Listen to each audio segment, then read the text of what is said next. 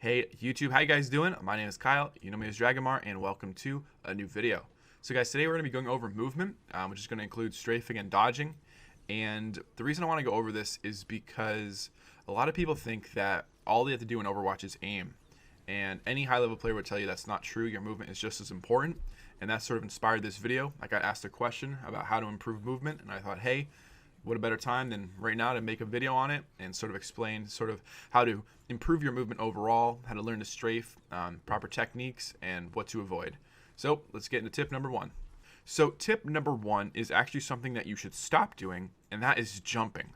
Now, jumping is something that a lot of people come into Overwatch and they just immediately spam the spacebar. This is really bad, and I think this happens more at lower levels because I think the higher you get, the more you learn. But nonetheless, there is almost no situation where jumping in a fight is ever going to help you dodge a shot. And the simple reason for this is that the movement of a jump is very predictable. When you're in the air, you can't like strafe side to side.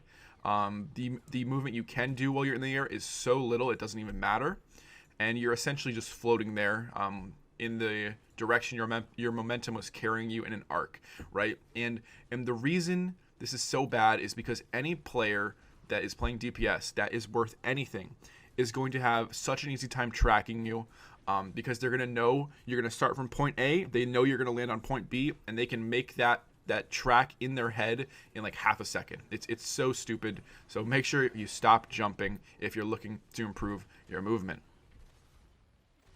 So tip number two is about strafing. And strafing in Overwatch, a lot of people call it 80-80 strafing or just AD strafing. Either way, all it is moving left and right by pressing the A and D buttons on your keyboard. And strafing is good, but if you do it too quickly, it becomes very predictable. And so you need to be able to change things up a little when you're strafing if you want to truly improve your movement. Now, this is something that I would recommend for all people to learn how to do. One of the biggest problems with learning how to strafe is also learning how to shoot and hit targets while you're strafing.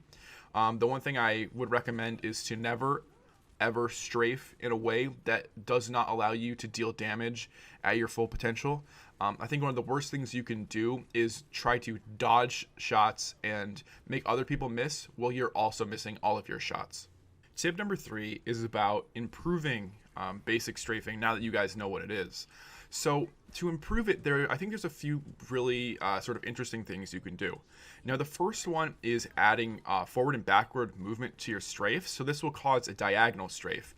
Now, part of the problem is that this can be dangerous because it'll bring you a little bit closer to the enemy in a lot of situations. So you just have to make sure that the range you're doing it at is appropriate.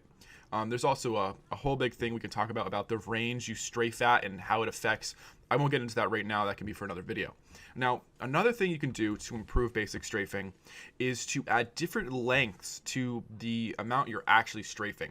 So let's say you go, I don't even know, like let's say you go 2 feet to the left normally when you strafe. I'm not sure how we can apply this to Overwatch units, but now if you go back to the right, you might want to go maybe 4 feet. And the reason for this is that you want to throw off the enemy. You want them to know you're strafing, which is obvious by your movement, but you don't want them to be able to predict exactly where you're going to go.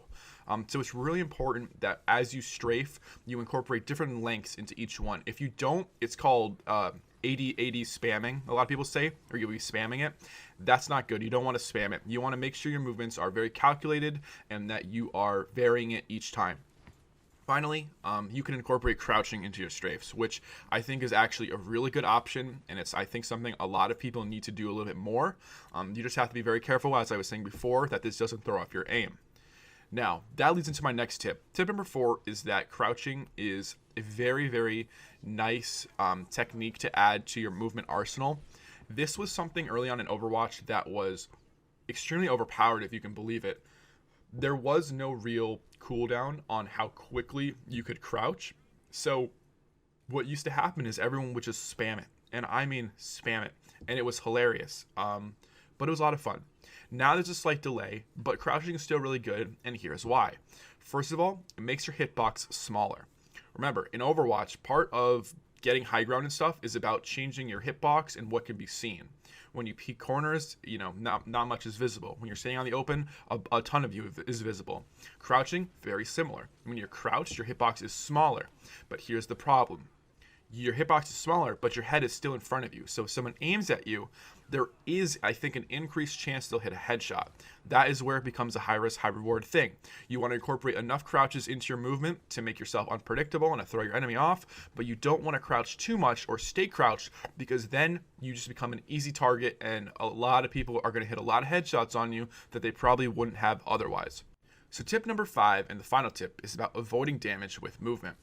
Now, early on in Overwatch, Roadhog used to have to heal by staying still. And what players quickly realized is that if they turned around, they could avoid the headshot damage that people were getting when he was just standing forward and healing. Same thing applies today, but to all heroes. Whenever you find yourself jumping into a fight, maybe it's Winston, if it's a long jump, just turn around when in the air. And if there's a sniper or maybe a McCree or something, guess what? They're not going to be able to hit headshots on you. Now, make sure your sensitivity is high enough where you can turn around quickly, but you're not losing any damage when you're jumping through the air by turning around, but you are avoiding damage. Same thing applies when you're reloading. Now, this is what really applies to a lot of DPS and a lot of other heroes. When you're reloading your gun, you don't need to stare at the enemy depending on how long the reload is. Sometimes it's good to quickly turn around, throw a few crouches in, and then turn back around. Now, that is something that can be a little hard for some people, but just remember that a lot of the times you can save yourself a little bit of damage by turning around and just keeping your head down, as opposed to just staring straight forward while you're reloading. It's something that I think a lot of higher level players use. It's sometimes useful, sometimes not, but it is something that I think a lot of people should be more aware of, because a lot of people just stare straight forward while they reload. And I'm just thinking to myself, why are you doing that? You're an easy headshot. And guys, I think that's where we're going to end the video today. I hope everyone has a happy new year, and make sure to leave a like, comment, and subscribe. Join the Discord if you want some VODs reviewed. And yeah, I'll see you guys next time. Take it easy and peace.